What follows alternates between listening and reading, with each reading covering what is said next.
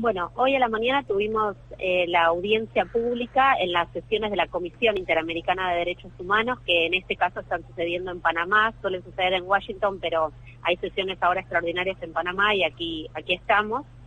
Fue una audiencia muy importante, una audiencia histórica, porque estamos a un paso de que la Comisión Interamericana de Derechos Humanos dicte por fin su informe de fondo en el caso. Claro. Este es un caso que, como usted dijo, es de extrema gravedad. Más de 100 policías ingresaron entre el 16 y el 17 de agosto del 2002 al barrio de la comunidad Nancom, que es una comunidad indígena, que está a pocos kilómetros de la capital de la provincia.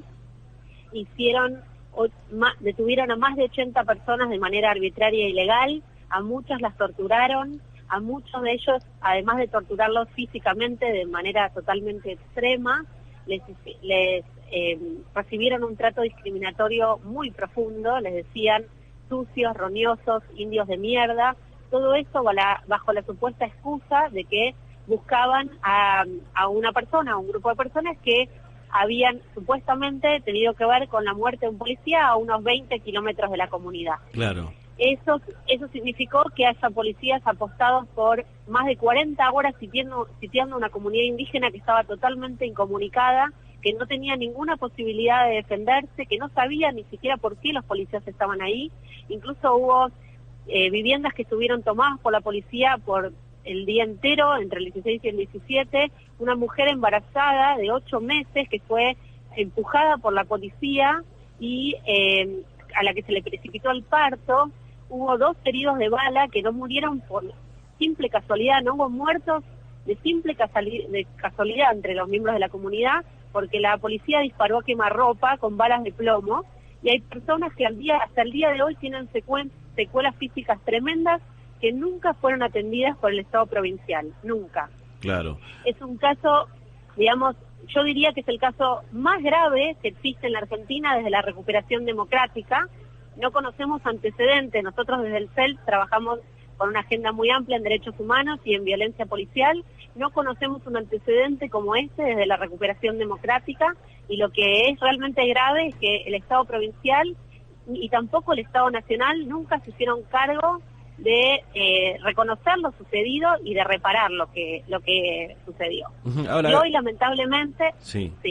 No, le iba a preguntar, porque aparte hay un hecho que en algún sentido constituye un agravante a nivel, no solamente, evidentemente la violación de los derechos humanos es gravísima, pero que tiene que ver con la presencia de un juez de la provincia, Héctor Ricardo Yur, y el procurador general de la provincia, Carlos Ontiveros. Había 2 funcionarios de la justicia también presentes en ese operativo. Eso es así, el juez Héctor Ricardo Sur y el procurador general de la provincia estuvieron ese día entre el 16 y el 17 de agosto ahí en Nancom. Ellos no solo avalaron el accionar policial, sino que hay testimonios de que lo promovieron. Ellos estuvieron en el medio de la situación en la que terminó herido de bala uno de los integrantes de la comunidad, y decidieron dejarlo tirado por lo menos 2 horas, y la palabra cuando se le preguntó, un policía le preguntó a su señoría qué hacer con esa persona, y él dijo: dejá que se muera ese indio. Esa fue la respuesta de las autoridades judiciales, que además después nunca hicieron nada para investigar. La comunidad, con mucha fuerza, por años intentó que este caso tuviera una respuesta en la justicia de la provincia, no tomaron ni una sola medida de prueba, incluso el juez Sur fue el primer juez que intervino en la investigación de lo que había pasado. Claro. O sea, es de una gravedad en donde, además del poder político y de la policía, que claramente están muy involucrados en la violación extrema de derechos humanos en la provincia de Formosa, acá el Poder Judicial no solo no investigó con debida diligencia, sino que promovió las torturas y lo que sucedió con la comunidad en su conjunto. Eso es inédito. Claro. Ahora, Gabriel, le pregunto, ¿cuál es el procedimiento ahora? ¿Han declarado? Bueno, es muy grave. Sí.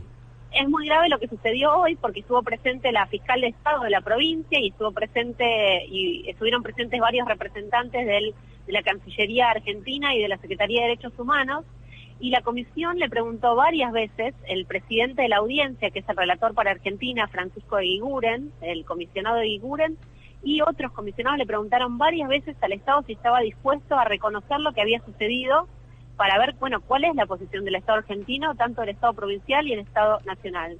y no estuvieron ni siquiera dispuestos a reconocer que esos hechos acontecieron.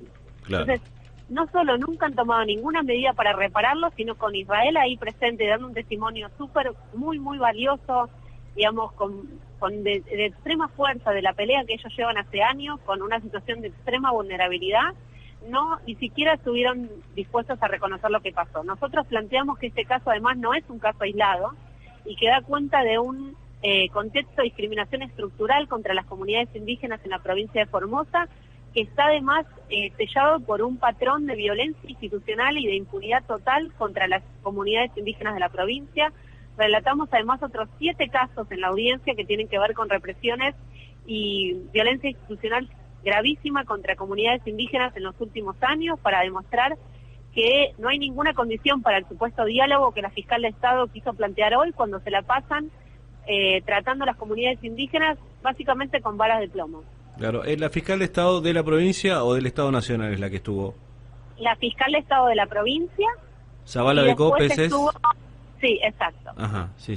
Y después además estuvo el director de Contencioso Internacional de la Cancillería Argentina, del Estado Federal, sí, y representantes de la Secretaría de Derechos Humanos de la Nación. Ajá. Y ninguno, ni el Estado Provincial, ni el Estado Nacional, siquiera se ocuparon de reconocer lo que había sucedido ante la Comisión Interamericana. Esto es realmente muy grave. Ahora, ¿cuál es el proceso que sigue el trámite de esta presentación ahí en la Corte Interamericana? Bueno, lo que pasa es que en este caso, además de todo esto, nosotros presentamos hace 3 años, sí, desde el CELS, representando a la comunidad, alegatos de fondo por escrito, y el claro, Estado nunca los contestó. Entonces, en la audiencia de hoy, la comisión le dijo que le daba el plazo máximo de 1 mes para que contestaran, y luego de eso la comisión tiene que analizar toda la información que hay en el expediente, que puede llevar un tiempo, y dictar su informe en el que debería determinar la vulneración de derechos que nosotros denunciamos. Claro. Ahora, un poco para que la gente entienda, ¿cuál es el poder, o al menos la autoridad que tiene la Corte Interamericana y que va por sobre la Constitución a partir de tratados internacionales? Es decir, lo que decida la Corte Interamericana debe ser acatado por el país miembro. Sí, quiero aclararte una cosa para ser precisa. Esta audiencia todavía está en instancia de la Comisión Interamericana, que es el paso previo a llegar a la Corte Interamericana. Claro. Entonces, una vez que la Comisión Interamericana, que es quien estuvo hoy en la audiencia, decide sobre el fondo del caso, que es lo que le estamos pidiendo ahora, para eso se hizo esta audiencia, y saca un informe de fondo y le da al Estado un plazo para cumplir con las reparaciones que allí disponen. Si el Estado en ese plazo no cumple, el caso pasa a la Corte Interamericana. Y una vez que la Corte Interamericana toma una decisión, esa sentencia es de cumplimiento obligatorio para la Argentina, de acuerdo con el artículo 68 de la Convención Americana sobre Derechos Humanos, que es uno de los tratados de derechos humanos que tiene jerarquía constitucional en nuestro país. Sí. Gabriela le preguntó, ¿han tenido casos similares ya concluidos, es decir, con alguna determinación por parte de la Corte Interamericana?